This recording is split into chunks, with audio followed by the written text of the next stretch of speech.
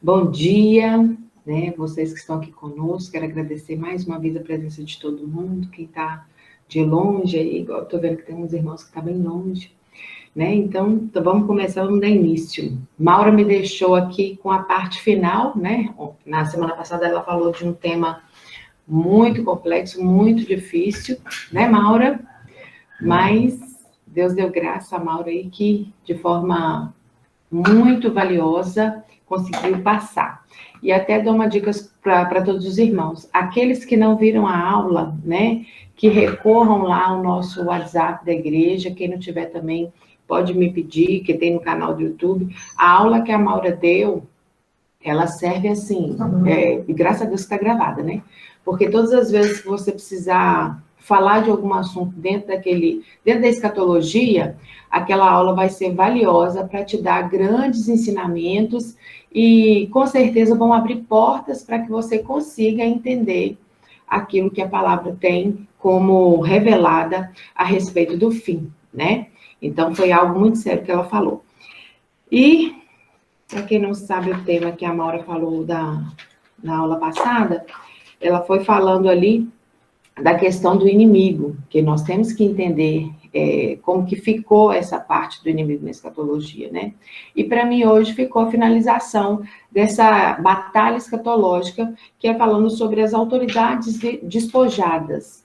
Quem entende um pouquinho aí de direito civil, penal, da área jurídica, não vai ter muito mistério na hora que a gente fala de autoridades despojadas, né? Os dois termos são muito comuns para as pessoas. Mas, para facilitar o nosso entendimento, eu fiz uns slides, né? Que não são muito bons, mas que já começa a dar para a gente uma noção de como é que é isso, essa questão de autoridade. Então, vamos tentar passar esses slides primeiro aqui. Eu vou em apresentação.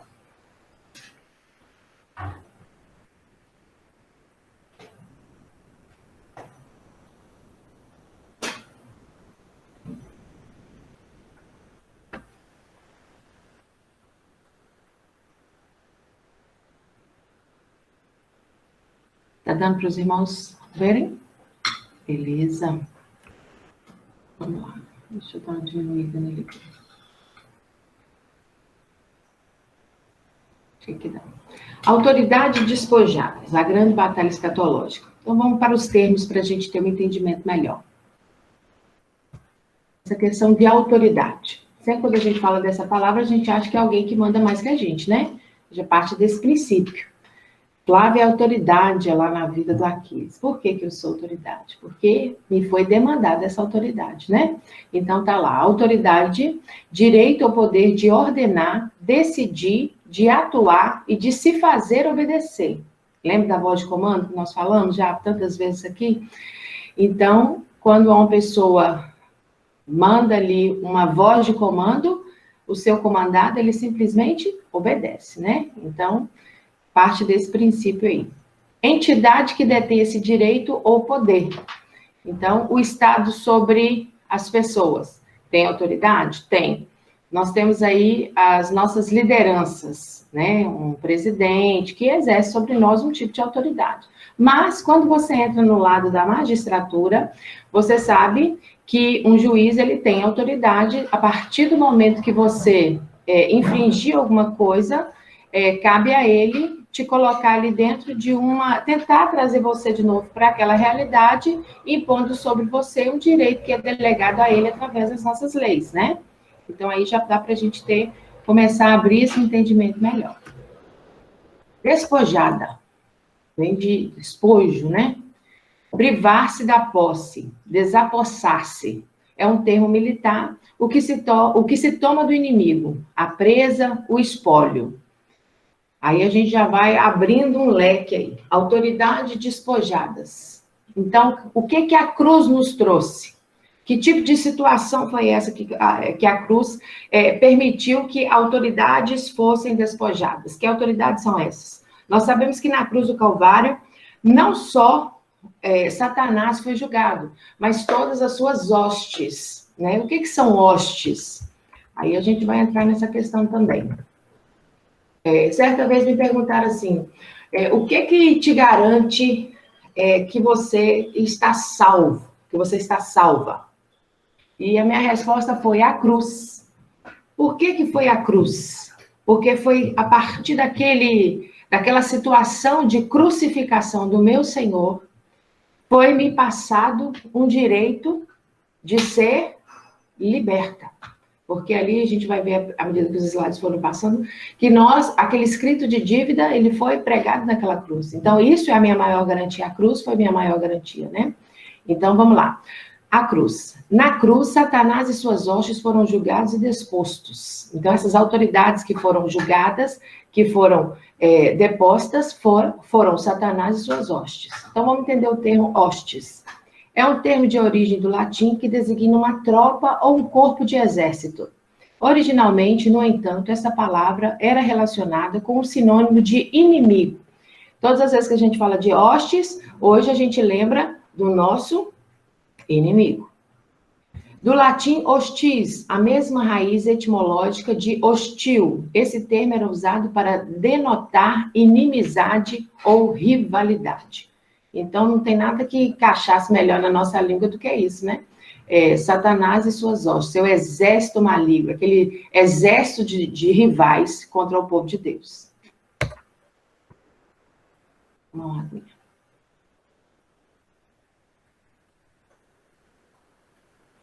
Detalhamento sobre a grande vitória jurídica de Cristo. Por que a gente está usando tanto esse termo jurídico? Você viu que eu usei aí um termo militar e vem falar de uma vitória jurídica. Porque nós sabemos que naquela cruz, lógico que o autor, principalmente o texto que nós vamos trabalhar aqui, Colossenses 2, Paulo usou muitos termos militares ali, até para ficar uma coisa fácil de entendimento para aquele povo naquela época, dentro daquele contexto que eles viviam. Mas essa batalha escatológica, essa vitória na cruz, ela tem muito mais peso jurídico do que um peso militar. Aí aqui eu tirei um pedacinho de Colossenses 2 só para a gente começar a abrir esse leque. Aí fala assim, e tendo despojado os poderes e as autoridades, fez deles um espetáculo público sobre eles na cruz. Nós sabemos que naquela época era comum para Roma, quando vencia um inimigo, um exército, ela desfilava com aquele exército. Então, a gente vai fazer uma conexão, né, uma analogia entre aquela situação de Cristo, naquele caminho para o Gólgota. Ele estava sendo ali levado, porque naquele momento ali nós vamos entender que era o momento das trevas. É como se fosse o momento das trevas brilharem. Meio contraditório falar isso, né? Trevas brilharem. Mas era o momento das trevas exercerem a autoridade que ela tinha. Então, ela levou o nosso Cristo. Mas nós vamos entender também que a outra pessoa morreu naquela cruz, né? Outro ser morreu naquela cruz, que é o próprio Satanás. E esse desfile triunfal, nós vamos ver mais na frente, com aquela ascensão de Cristo, aquele desfile triunfal entre a cruz e a ascensão. Então, nós vamos tentar fazer um paradoxo entre as duas coisas. Usei dois termos aqui, transgressão e incircunção, desculpa. Transgressão, desviar-se da lei divina. Incircuncisão, termo aplicado aos que são excluídos da antiga aliança. Vamos lá.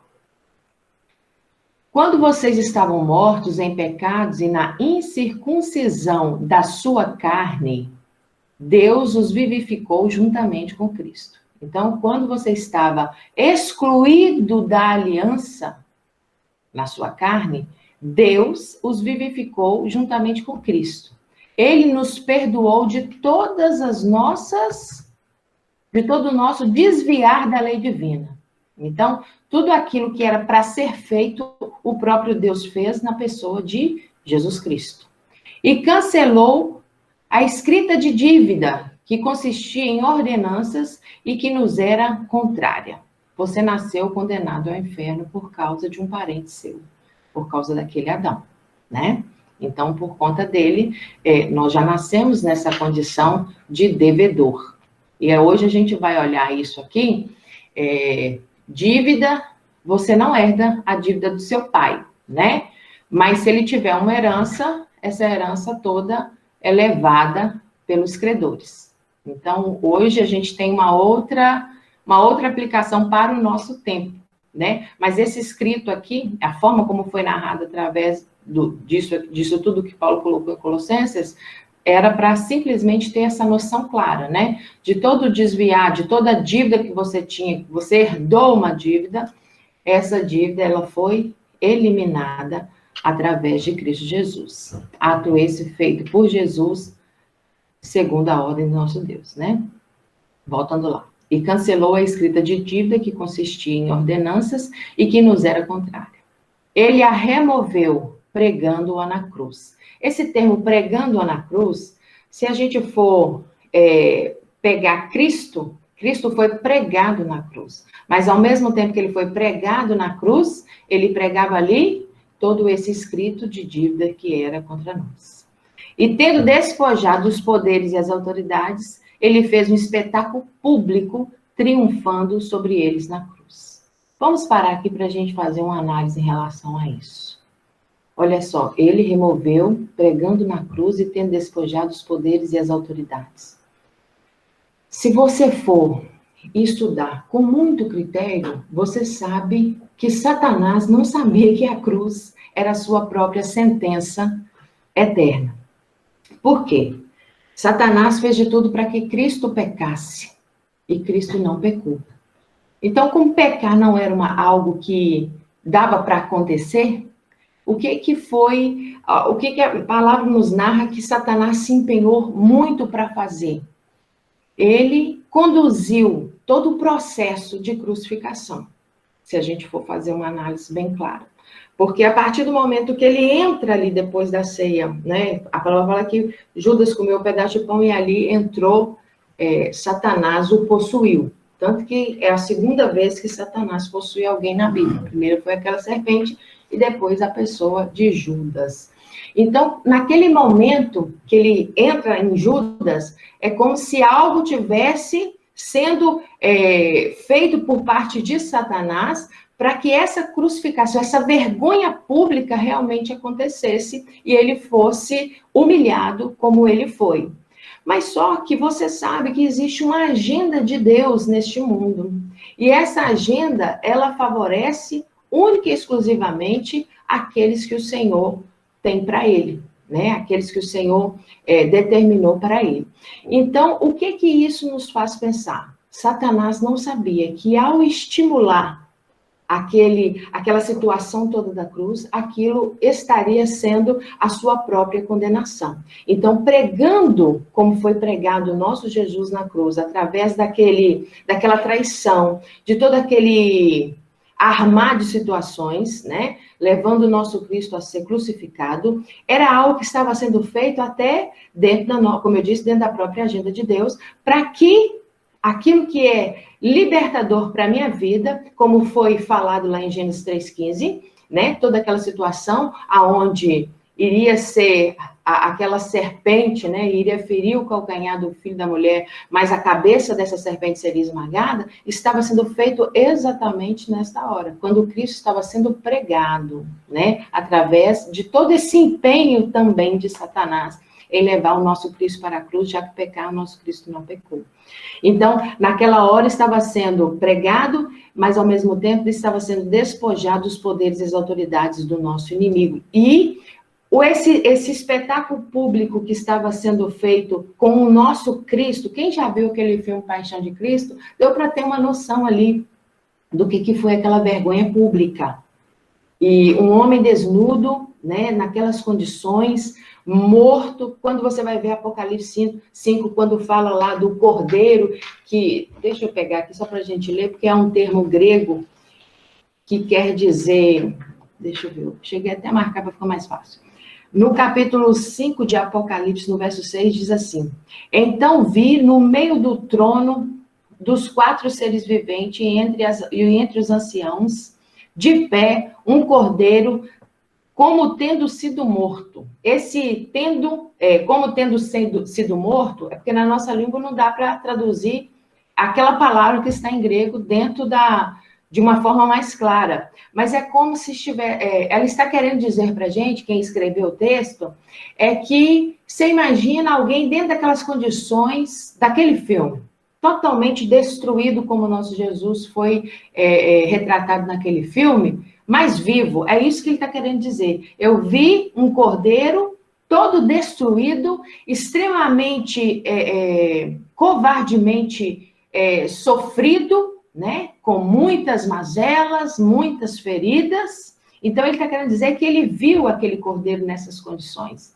E ele fala aqui, ele tinha 7 chifres, bem como 7 olhos, e que são os 7 Espíritos de Deus enviados por toda a terra. Então, chifre em Apocalipse, dentro da teologia, ele nos mostra o poder, né? Então, é alguém que tem poder, onipotente. 7 olhos, então ele consegue ver, ele é onisciente. E quando fala que são 7 espíritos, ele é onipresente. Então, aqui ele está narrando o nosso Jesus de forma muito explícita. E um erro que as pessoas também cometem muitas vezes em tentar entender Apocalipse, porque querem trazer Apocalipse ou para a sua realidade hoje e tentar colocar a nossa realidade dentro do livro, não olham para aquilo que já aconteceu, e também pode acontecer das pessoas tentarem criar em Apocalipse uma agenda só para os eventos futuros. Então, ela não consegue. E esse negócio de tentar ver Apocalipse como uma agenda para tempos futuros, isso tem sido feito há 2000 anos e nunca funcionou, né? Então, quando você tenta ler esse livro de uma forma, tentando entender o passado para entender o presente e o futuro, fica muito mais fácil de você compreender, que é a linha onde nós estamos trabalhando, tá? Com a igreja. Vamos lá. O batismo e Cristo.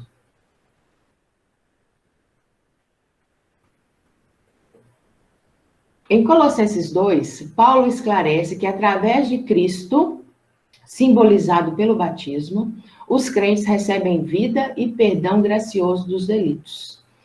O escrito de dívida, essa cédula, uma espécie de nota promissória atual, né, para a gente tentar contextualizar, um documento com valor legal, jurídico. Quem era esse credor? Quem é que tinha esse escrito de dívida? O nosso credor era Deus, né? Muitas pessoas atribuem isso a Satanás, mas a gente devia algo para Deus. Essa cédula contra nós é a causa da necessidade de Cristo entregar a sua vida na cruz. Então, quando as pessoas perguntam por que Cristo morreu na cruz? Tantas pessoas morrem na cruz, né? Esse tipo de ação para crimes hediondos era algo rotineiro para eles, né? Então, mas por que esta pessoa, por que esse Cristo valeu para nos entregar a liberdade, para poder rasgar esse escrito de dívida? Nós voltamos aí, quando a gente faz essa pergunta, logo no início, quando a gente foi estudar a escatologia. Porque ele é o único que é 100% homem e 100% Deus. Outro não conseguiria fazer esse sacrifício. Seria pessoa por pessoa. Exemplo, vou subir na cruz por conta da Silvana, para libertá-la ali, se a gente fosse olhar nesse contexto. Então, a minha vida valeria uma vida, né? Ele não. Através do seu sacrifício, sendo Deus e sendo homem, ele pagou uma dívida para todos aqueles que são do Senhor Jesus, que são do nosso Deus. Ao morrer crucificado, Cristo impôs 3 ações sobre o escrito de dívida. Então, traduzindo, quando Cristo foi lá pregado naquela cruz, 3 ações ele conseguiu. A primeira, ele cancelou essa dívida. A segunda, removeu inteiramente. E a terceira, encravou-a na cruz. Quem já esteve com débito no SPC, sabe o sufoco que é. Você tentar viver, comprar, né, de alguma forma, tocar a sua vida. Eu já vi muitos casos onde a pessoa vai no outro para poder pegar um cartão de crédito, comprar alguma coisa, porque não tem nome, não tem condição de... como é que eu falo? É como se você tivesse perdido o direito de ser alguém. Eu vejo assim, porque uma pessoa que não tem condição de ter a ação que você quer demandar através daquilo que o seu nome representa, isso é muito sofrido, né? Muito sofrido mesmo. E eu sei que muitas situações podem acontecer para que alguém entre dentro desse estreito, né? Então, se de forma milagrosa alguém chegasse e a pessoa ali está devendo uma quantidade muito grande no nosso mercado aí, né, no mundo financeiro, para os bancos, para os cartões de créditos, e de uma hora para outra essa dívida fosse cancelada, fosse anulada, fosse removida inteiramente. Olha, seu nome não está em nenhum tipo de registro. E aí o que acontece? Através de um ato de uma pessoa, foi gravado ali, ó, essa nota que eu tinha contra você. Quem é mais antigo, não é o meu caso, mas a gente estudando história, né? Não é porque eu sou velha, não. Colocava-se aí um prego num ponto mais alto do mercado, né? Se aquela dívida ali, se aquela nota promissória estava paga, colocava um L de liquidado e pregava naquele prego, né? Como, olha, seu José não nos deve, né? Tá ali, ó, liquidada aquela dívida. Então, foi cancelado, foi removido, foi encravado na cruz essa nota promissória, esse nome no SPC que você tinha. Só que o nome no SPC que nós tínhamos, ele era uma sentença que, ao meu ver, né, não tinha jeito. Porque, ao meu ver, não, até a palavra nos fala isso. Só que você não iria ficar com o nome restrito para chegar a fazer suas ações mercantis. Você iria passar eternamente queimando no lago de fogo. E uma coisa que me veio à mente agora, o evangelho pregado há um tempo atrás, antes desse, pelo que a gente vê da história, eu nasci em 1978. Quando eu nasci, estava no auge aqui, aquela demandada dos Estados Unidos para cá, dessa teologia da prosperidade e todas essas coisas que veio, né, que essa teologia muito avassaladora aí para a vida cristã das pessoas. Então, o que era pregado antes desses movimentos era: creia em Jesus e você será livre do inferno. Hoje, essa teologia rasa, barata, que estão tentando trazer para as igrejas é: aceite Jesus e seus problemas serão solucionados. Então, assim, esses problemas, para serem solucionados, eles têm muita coisa a ver com a nossa vida aqui. E isso é um assunto muito triste para a igreja hoje. Por quê? A igreja tem sido um grande delivery das pessoas, né? As pessoas têm visto a igreja assim, porque a própria igreja está permitindo ser vista assim. Não estou generalizando, mas estou dizendo que é uma grande parte da igreja. Então, as pessoas estão sendo motivadas a aceitar a Jesus, não a crer em Jesus. Então, quando você aceita Jesus, essas tormentas, enfermidades, vida financeira, casa própria, filho nas drogas, doença e vida financeira, ela começa, nessa concepção aí de teologia barata, a mostrar que, aceitando a Jesus, você tem esse tipo de situação, né? Esse tipo de alívio. Por isso, tantas campanhas. Outra coisa que eu sempre falei, eu nunca vi na Bíblia a palavra campanha, novena, essas coisas que vão passando assim. Eu não sei se as pessoas pegaram aquela situação das muralhas de Jericó e distorceram aquilo e começaram a fazer ciclos de 7 semanas, 7 não sei o quê, e a coisa foi desandando. Isso é uma coisa de foro íntimo, né? Então, não sei se isso aconteceu a partir daí, mas eu só sei que essa teologia rasa começou a surgir. E isso é muito sério, gente, muito sério mesmo, porque as pessoas tiraram o foco do crer para aceitar. Nosso Cristo não precisa, o nosso Deus não precisa da nossa aceitação. O nosso Jesus se sacrificou, né, de acordo com a ordenança do nosso Deus, para ser crido, não para ser aceito, né? Aceito ele nunca foi e nem nunca será por esse mundo caído. Então, nós temos que começar a ter esse esclarecimento. Tem como a corrupção sair desse mundo? Não tem. Por que não tem? Porque nós somos uma raça caída. né?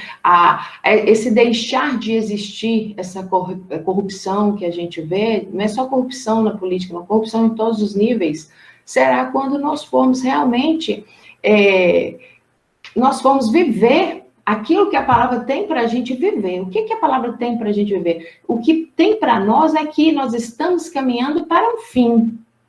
E quando chegar o tempo que a nossa situação nessa terra estiver tão difícil, mas tão difícil, o nosso Jesus virá. E quando ele vir, a palavra fala em capítulo 19 de Apocalipse, que o nosso inimigo será exterminado com o sopro da boca do nosso Deus, do nosso Jesus. E aí sim, nós vamos começar a viver um tempo abençoado, que será na nossa nova Jerusalém, aonde irá existir, segundo a palavra, novo céu e nova terra, né? Então, é a partir daí. Então, não pense você que as coisas nessa terra, né, caminham para algo que vai ser, assim, fenomenal. Eu tenho batido nessa tecla da escatologia, do estudo do fim, para as pessoas despertarem para isso. É algo que Deus colocou no meu coração e por onde eu tenho passado tem sido a mensagem que o Senhor tem me feito levar. Para as pessoas entenderem que nós estamos caminhando para este fim. Desde quando Jesus morreu naquela cruz, nós estamos caminhando para esse fim.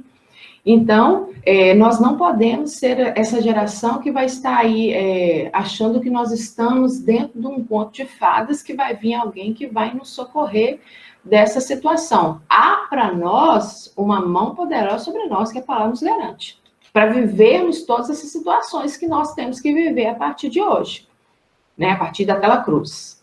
Mas não pense que será um tempo fácil, porque não vai ser realmente, né? Vamos lá. O escrito de dívida. O documento produzido por Satanás contra o povo de Deus, com base nas estipulações e exigências da lei. Então, foi feito um escrito de dívida produzido pelo próprio Satanás com base naquilo que a lei dizia, né? Então, o que é isso? Cristo destruiu completamente o escrito de dívida, ou seja, o poder do maligno de acusar o povo de Deus. Então, outra coisa também, nós estamos falando, Mauro falou, eu creio que o Franco também falou, sobre nós não há mais nenhuma acusação.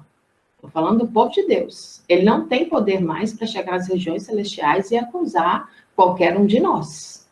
O que ele pode fazer hoje é no tete-a-tete conosco, mas levar algo nosso para Deus não pode mais. É como se o próprio Deus, antes de nos ver, visse ao próprio Jesus, né? Visse esse sacrifício que foi feito pelo próprio Cristo. Os argumentos satânicos que podiam estar naquele papel foram silenciados na cruz de Cristo. Vou dividir com vocês um sonho que eu tive, né, há uns 2 dias atrás. Eu sonhei que estava num ambiente e apareceu uma mulher endemoniada, uma mulher de pele escura e parecendo uma andarilha, uma coisa muito sofrida, muito feia. E eu estava na porta e quando ela passa, ela me vê e olha dentro dos meus olhos. Quando ela me vê, ela me afronta, ela tenta, né, me afrontar. E no sonho, eu comecei a repreender, só quando a boca da gente fica travada, né? A gente quer falar e não consegue, mas naquele sonho específico eu consegui pronunciar. Eu te repreendo em nome de Jesus. E naquele sonho ela virava a cabeça para trás e começava a se contorcer, e à medida que eu ia falando com ela, repreendendo, aquela mulher caiu. E quando ela cai, eu sinto que aquele demônio havia saído do corpo dela. Esse foi acho que nem é sonho, é um pesadelo. Então, com isso, o que a gente entende? Quando nós falamos do nosso Cristo Jesus, depois daquela cruz, depois de tudo que ele fez, toda a autoridade também nos foi dada, como está escrito em Mateus 28, né, a partir do verso 18. Lá começa a nos falar, nos explicar, né, que aquela autoridade que foi dada a Cristo, Cristo também nos passou. Então, hoje, eu posso repreender essas hostes do inimigo através do nome de Jesus. Né, através da minha consciência plena de que Cristo, através da cruz, me deu essa autoridade também. né? Então, voltando lá, nós vamos passar esse tempo penoso aqui nessa terra, se estivermos vivos, vamos passar. Mas lembrando que a autoridade Cristo já deu para a igreja, para repreender as ações do inimigo. Né? Então, isso aí já vai nos dando a certeza de que passar por esse tempo não será fácil, porque o inimigo vai chegar na sua porta, como chegou nesse sonho. Né? Ele vai vir lá na porta, mas nós temos hoje condição e autoridade para repreender a ação do inimigo. Então, vamos lá. Triunfo de Cristo na cruz. É um termo militar, como eu falei, mas eu acho que o peso dele é muito mais jurídico do que militar. E tendo despojado os poderes e as autoridades, fez deles um espetáculo público, triunfando sobre eles na cruz. A vitória de Cristo assemelha-se à vitória de um exército sobre o outro, quando derrotado e despojado, né, tirado tudo dele, humilhado e conduzido para eles em triunfo, em honra do exército vencedor. E a gente já chegou a passar. Deixa eu ver se então é isso. Vamos terminar aqui essa apresentação.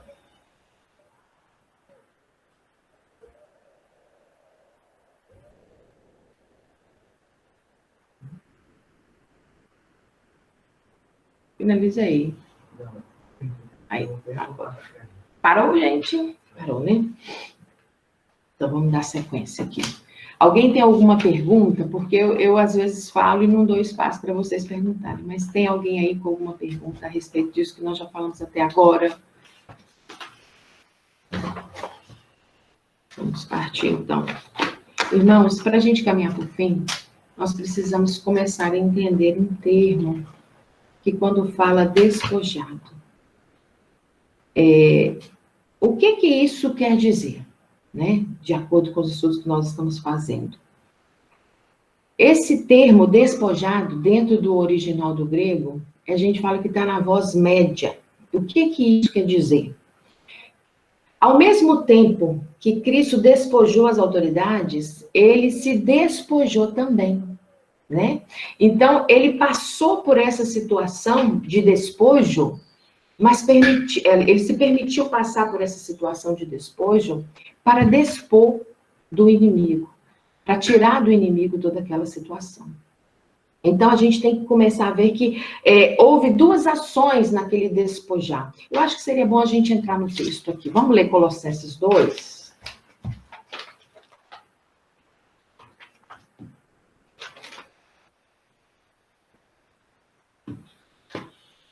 Vamos ler lá. Colossenses 2, vamos a partir do verso 11.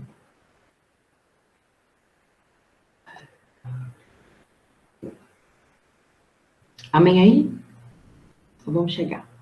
Colossenses 2:11 diz assim: Nele também fostes circuncidados, não por intermédio de mãos, mas no despojamento do corpo e da carne, que é a circuncisão de Cristo. Circuncisão de Cristo, o que é isso? É ter o nosso corpo despojado hoje. Né? Então, a partir do momento que você lembra lá daquela circuncisão em Abraão, daquela situação toda, então, hoje, para nós, ser circuncidado em Cristo é quando há um despojamento. Então, aquela ação de Cristo ter sido despojado dos seus poderes, de toda aquela situação, de passar, de ser humilhado, ele, ao ser despojado, ele despojava também Satanás e suas autoridades. Só que qual que é a diferença? No terceiro dia, o nosso Cristo ressurgiu. Então, ao ressurgir, vem com ele toda a autoridade. Mas Satanás não teve essa mesma situação. Então, até quando você usa o V, que é um símbolo do cristianismo, você sabe que Cristo veio, desceu, né? Viveu toda aquela situação. O credo apostólico também fala disso. Ele viveu toda aquela situação, depois ele teve a sua ascensão. Então, esse descer, passar por tudo isso, esse despojamento, ele ressurge no terceiro dia, subindo, né, para a sua ascensão. Então, dessa situação de despojo até a sua ascensão, é que a gente fala desse triunfo, né, de Cristo, de desfilar né, passando ali com o seu inimigo, esse desfile triunfal da sua vitória. O que aconteceu com Satanás? Satanás vê que o triunfo dele, que foi estabelecido para ele nessa terra, foi aquele triunfo entre ver Cristo sendo capturado, sendo crucificado e morto. Então, para Satanás, teve esse triunfo, essa vitória de ver Cristo sendo humilhado. Mas, ao mesmo tempo, ele caminhava com Cristo ali, desfilando, né? Imagina, desfilando ali com o seu exército destruído, né? Esse exército inimigo destruído, ele passa por esse momento. Mas só que, quando Cristo é ali sepultado, acontece que depois de 3 dias o nosso Cristo ressurge. Só que ao ressurgir, quem começa a desfilar de forma triunfal é o nosso Jesus. Só que ele vem, sobe, né, é assunto aos céus, e certamente foi o ápice ali daquele triunfo, né, daquele desfile vitorioso de Cristo. Satanás, naquela hora, recebe, né, a sua sentença, e ele não consegue, e nunca vai conseguir, porque a palavra relata isso, sair dessa situação de derrota, né? Ele já está condenado ao lago de fogo. Então, essa situação precisa ser bem explicada para nós, que essa circuncisão de Cristo para nós hoje, né, é simplesmente esse despojar, né, da nossa carne, de tudo isso que era pecaminoso. E vai dizendo assim, no despojamento do corpo e da carne, que é a circuncisão de Cristo, no verso 12 vai falando, tendo sido sepultados juntamente com ele no batismo, no qual igualmente fostes ressuscitados mediante a fé no poder de Deus, que o ressuscitou dentre os mortos. Uma pessoa, quando está para ser batizada, hoje em dia as coisas têm sido assim muito atropeladas, né? Mas a pessoa precisa entender com muita explicação e com muita clareza o que é esse despojamento, o que é essa circuncisão em Cristo Jesus.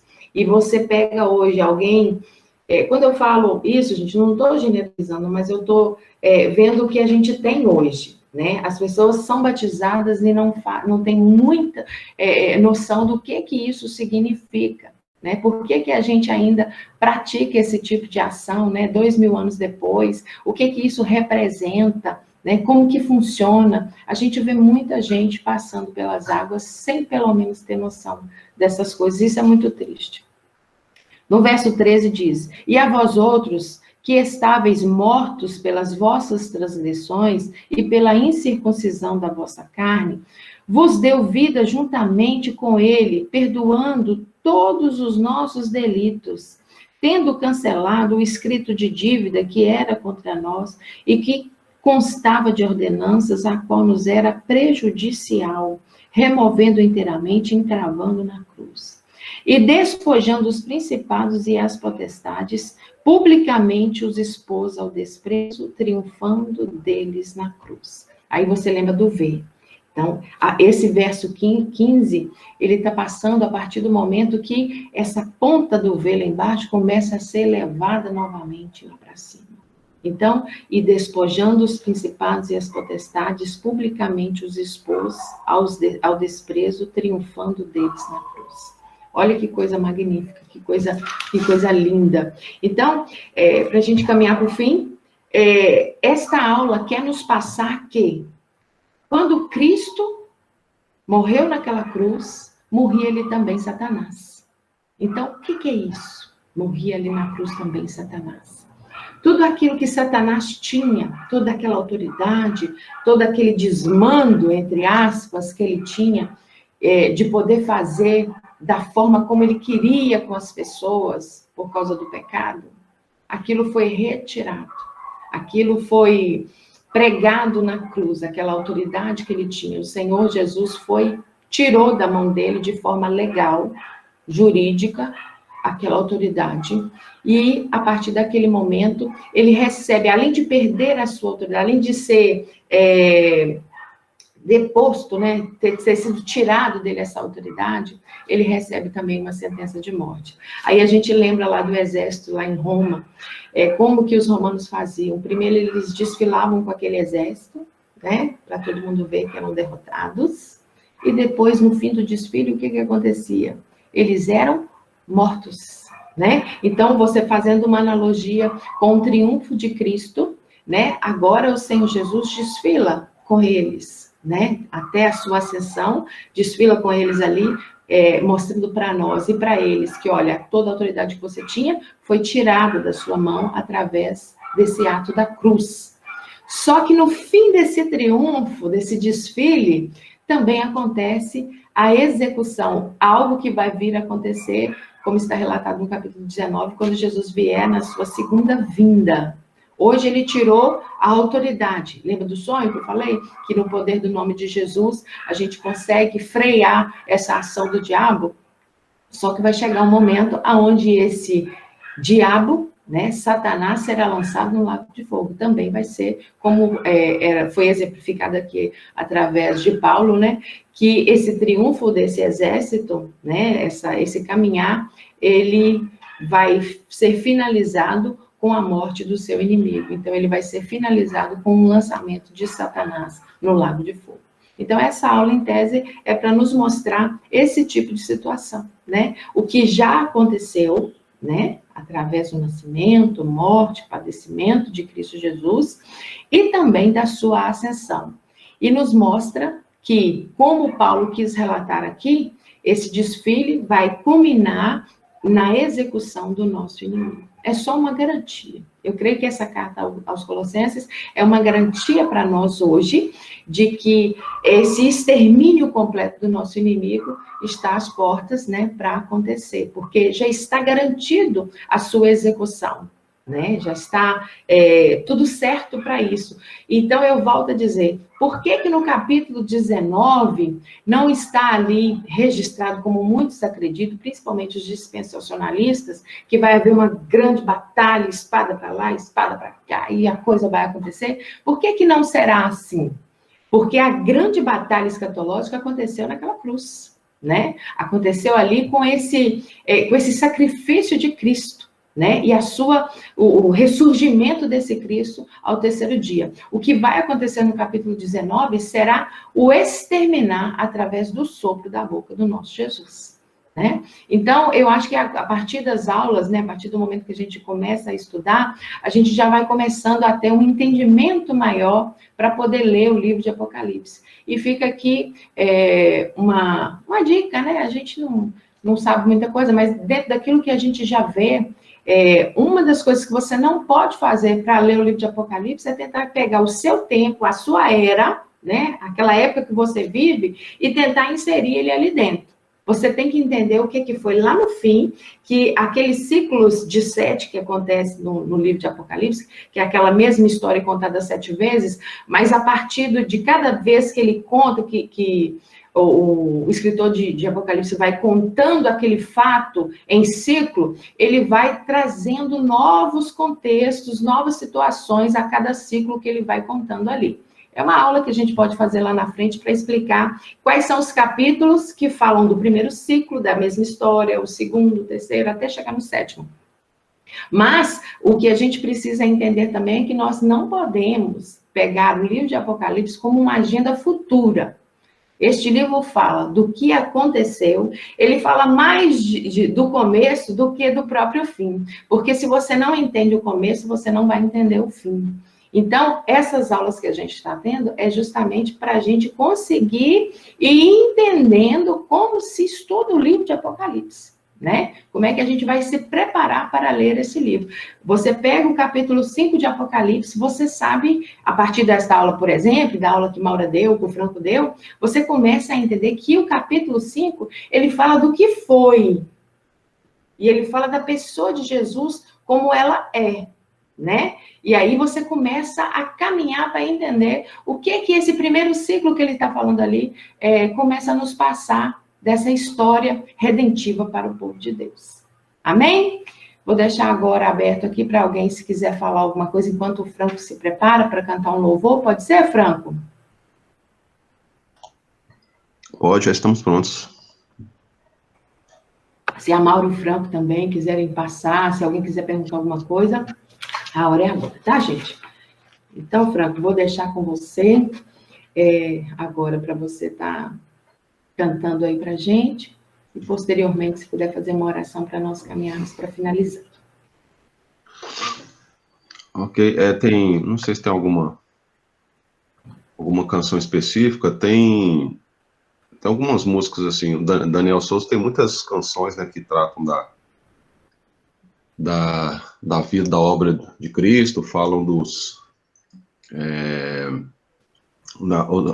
hinos, inclusive, mais antigos, né, dele, do Fruto do Espírito, também trazem muitas canções que falam sobre isso, né, a gente cantou um domingo passado, né, que Jesus Prevaleceu. Ai, canta esse. Né, e tem... Esse é lindo. Jesus riscou a cédula, né, então... Isso, eu já termino o assunto, né, que a gente já está abordando mesmo. Tem um também que ele chama Igreja Gloriosa, que é de um CD que ele tem chamado Louvor e Adoração, que fala que as portas do inferno não prevalecerão contra a Igreja de Jesus. Amém, essa também tem tudo a ver. Tem tudo a ver. Tem um outro que chama Quebra as Cadeias também, que fala, né, que ele consumou tudo na cruz, vencendo com poder e tal.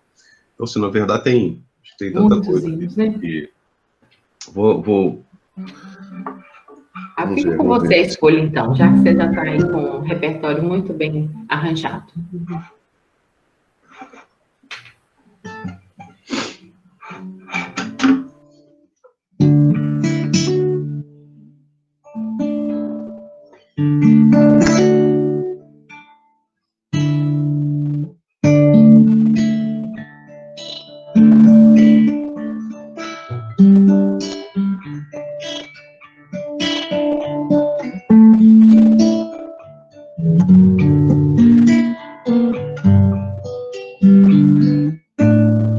Quebra as cadeias,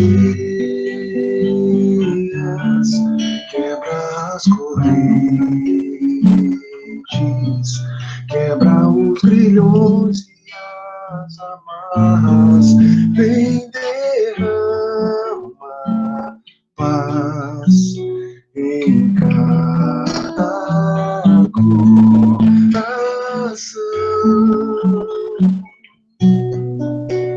E nossos corações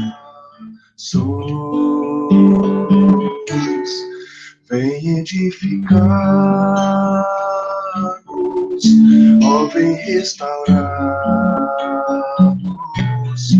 Somos os teus filhos e clamamos, vem derramar paz em cada coração. E nossos corações,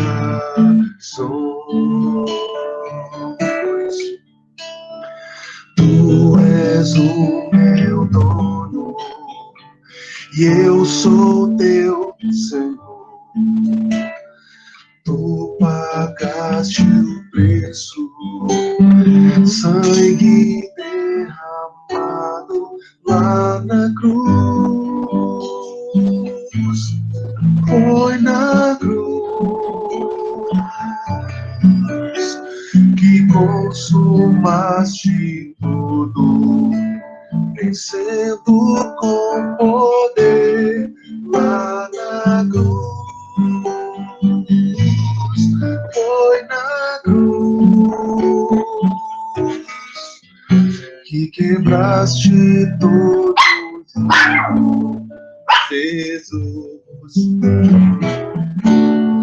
Quebra as cadeias, quebra as correntes, quebra os grilhões e as amarras, vem derrama paz em cada coração. Em nossos corações vem edificar-nos, ó, vem restaurar-nos. Somos os teus filhos e clamamos, vem derrama paz em cada coração, em nossos corações.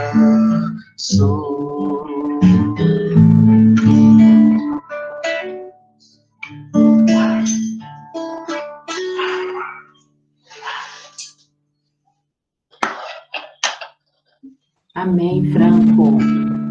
Finaliza com uma oração para a gente, Franco.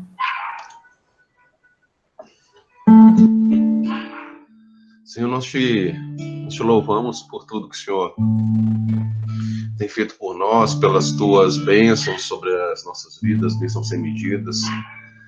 Pedimos que o Senhor continue nos abençoando, continue nos dando força, acompanhando a nossa caminhada, esses dias tão difíceis.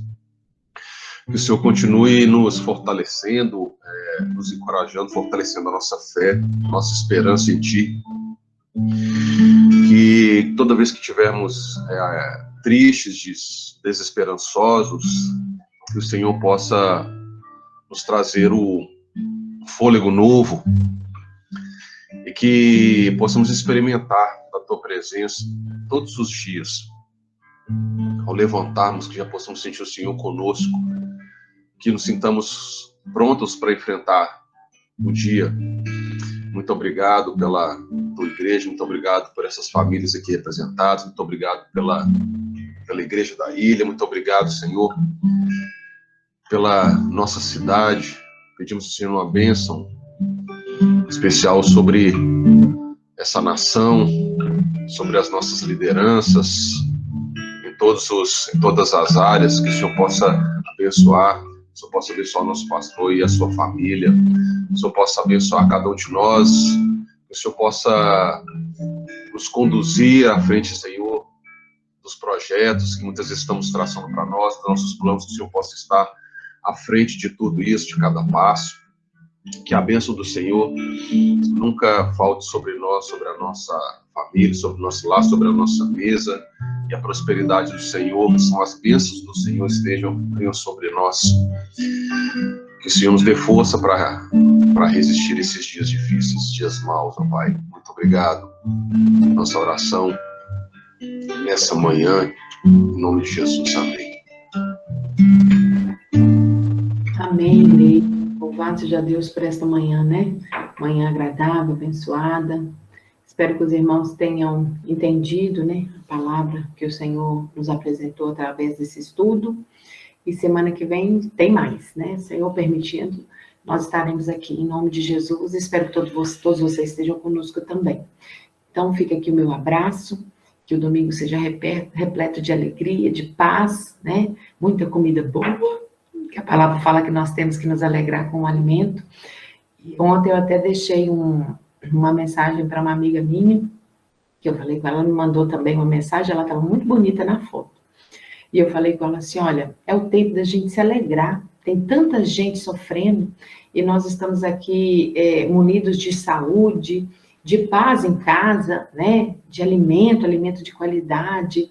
Então, tá tudo a nosso favor, entre aspas, né, apesar do mundo estar sofrendo aí tantas coisas, mas na nossa casa tem sido um período de alegria, só de estarmos respirando sem aparelho, como as pessoas estão precisando de aparelhos para respirar, a gente pode puxar o ar e conseguir encher o pulmão de oxigênio, isso é motivo de muita alegria. Então, vamos nos alegrar, vamos reunir a família, vamos fazer um almoço de domingo cheio de paz, de muita risada, de tempo de conversinha, assim, sem muita situação ali, né, pompas, vamos conversar, vamos nos alegrar. É o momento da gente conseguir descontrair. Hoje é o nosso dia do Senhor, dia de nos alegrarmos, né? Então, fica aqui o meu abraço para vocês. Nós também amamos você, tá? Tia Beta, da sua família. Foi o João, né, que escreveu. Ah, aqui tá falando que o Paulinho chamou a gente para almoçar na casa dele também. Paulinho, ô gente, o Paulinho, onde ele vai almoçar hoje, até onde eu tô sabendo, é lá em cima, não é na casa dele, né, Paulinho? Mas fica aí. Um abraço para você, tá? Tudo de bom para vocês. Ah lá, o Paulo falou que hoje vai almoçar na cadeia. Ô, gente, eu não aconselho vocês a comerem lá hoje. Misericórdia.